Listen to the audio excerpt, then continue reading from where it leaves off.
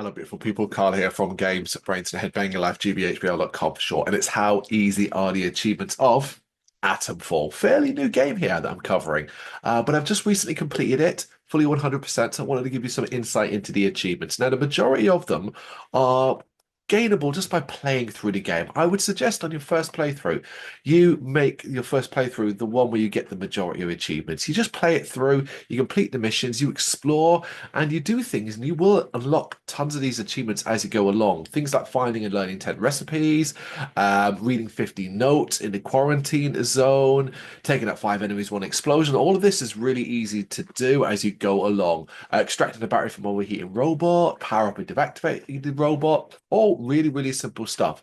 And you will get more via progression.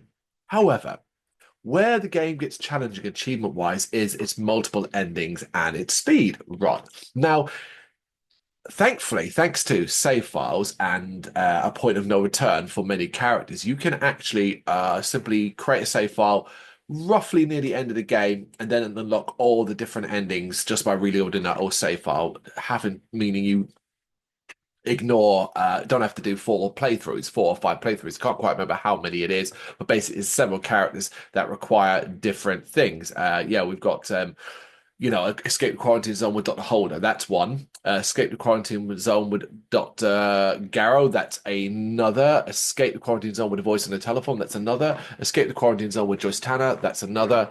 Escape the quarantine zone with Captain Sims. And escape the quarantine zone with Mother Yago. There's quite a few. So like I said, a well-placed save file, and you'll know roughly where it comes anyway.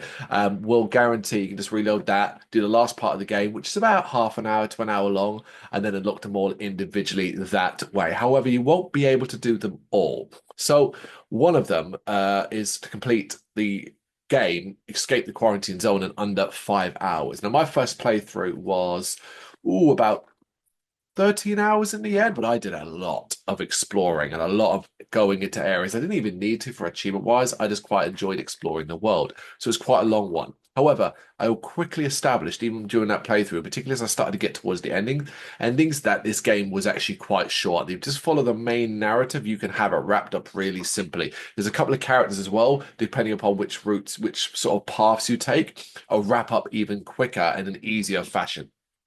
So completing it under 5 hours is not a problem, but you don't want to make it your first playthrough because simply put, you won't be able to do all the other achievements. You want a second playthrough. I did 2 in the end. One, which was the 13 hours, all endings, bar 1 ending, which I saved for the speed run as well, and all the other achievements along the way. But wrapped up in that escape the quarantine zone in the 5 hours achievement is one you can also do, which is escape the quarantine zone without answering the telephone.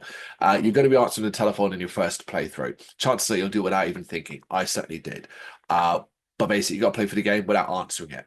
Put them together. Second playthrough, under 5 hours. Don't answer the telephone. Really, really easy. In fact, I completed the speed run in an hour and a half. That's how short it is. And that was me taking my time at the end to go on my way to get some certain items to help me through the last part. So overall, it's actually quite an easy game to play, to complete, sorry, achievement-wise. It will take you a little time. I would argue, well, look at my time. It was just under 20 hours, about 18, no, less than that, actually. Sorry, it's about 15 hours in the end for me in total to unlock all the achievements. You could probably do that a hell of a lot quicker than I did, particularly if you look at the achievements beforehand. So it's a pretty straightforward game, but it is a fun completion, and there's enough imagination with the achievements to make exploration worthwhile.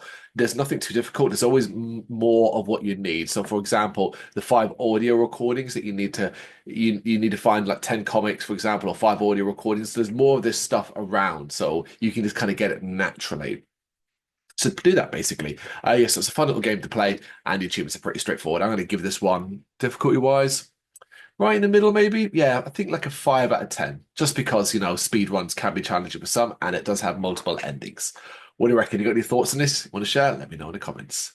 Thank you very much for watching. If you've enjoyed what you've seen, please consider hitting that like and subscribe button. It does help us out. You can find us at gbhbl.com and across all social media platforms. And if you really want to give us a bit of extra support, please consider buying us a cup of coffee over on our coffee page. Thank you.